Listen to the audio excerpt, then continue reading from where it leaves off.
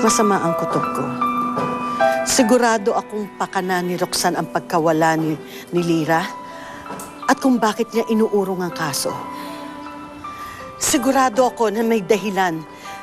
Sigurado ako na may dahilan kung bakit niya ginagawa ito. Mars, paano ka naman nakakasiguro? Saka, hindi na babalik si Lyra doon. Masama ang kutob ko. Kilala ko si Lyra, Mars. Gagawin ng anak ko ang lahat. Ang lahat-lahat para wag lang ako makulong. At kilala ko rin si Roxanne. Gagawin niya rin ang lahat-lahat upang makaganti sa akin. Ngayon, kapag nakuha niya si Lyra, para na rin niya akong isinadlak sa impyerno. Huwag ka muna mag-jump into conclusions, pwede? Wala ba tayong basis? Saka hindi naman gagayang anak mo na iiwan ka lang para kay Roxanne? Mars, kilala ko inaanak ko. Hindi niya magagawa yun sa atin. Sana. Sana nga mali ako. Sana. O, teka, saan ka naman pupunta? Mars, kailangan kong malaman kung tama ang kutob ko. Pupuntahan ko sila Roxanne. Sandali, sasama ako. Dito ka na lang. Antayin mo sa attorney. Ha? Mag-ingat ka, ha? Tita, iakyat mo muna si Lyra, please. Halika na, Lyra.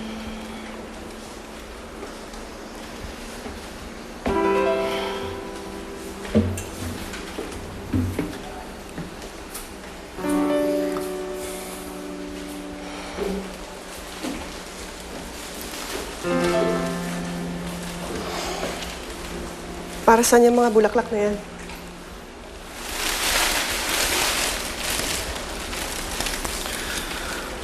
Pinabibigay sana itong mga bulaklak na to sa'yo, ni Vanessa. Para magkaayos tayo. Pero mukhang malabong mangyari yun. Dahil sinira mo na naman. Kasalanan ko na naman. Si Vanessa ang bigla-biglang sumugod. Nakita mo naman, di ba? Roxanne, pwede mo bang ipaliwanag sa akin kung bakit dito titira si Lyra?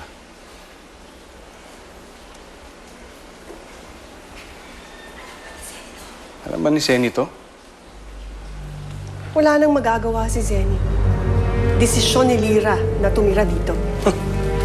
Ibig mo sabihin, mas pinili ni Lyra ang tumira dito kaysa makasama ang nanay niya? Alam mo, meron kang tinatago sa akin, Roxanne. Buti pa sabihin mo na sa akin. Pinili niyang sumama sa akin. At hindi niya gustong makulong ang nanay niya. Ayun! Kita mo na? Lumabas din ang totoo! Eh, binablackmail mo lang pala yung tao eh. God, Roxanne. Kailangan mo ba talagang gawin yan? Ha?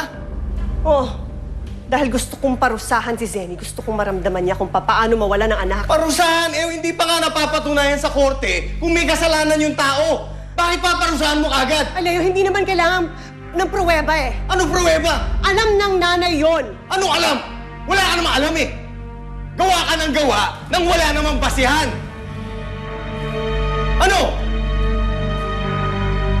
Pauwiin mo na yan, ha? Pauwiin mo si Lyra! Hindi siya uuwi. Dito na siya titira. Ako na ang magiging ina niya. Ganon. Yan gusto mong mangyari. Sige.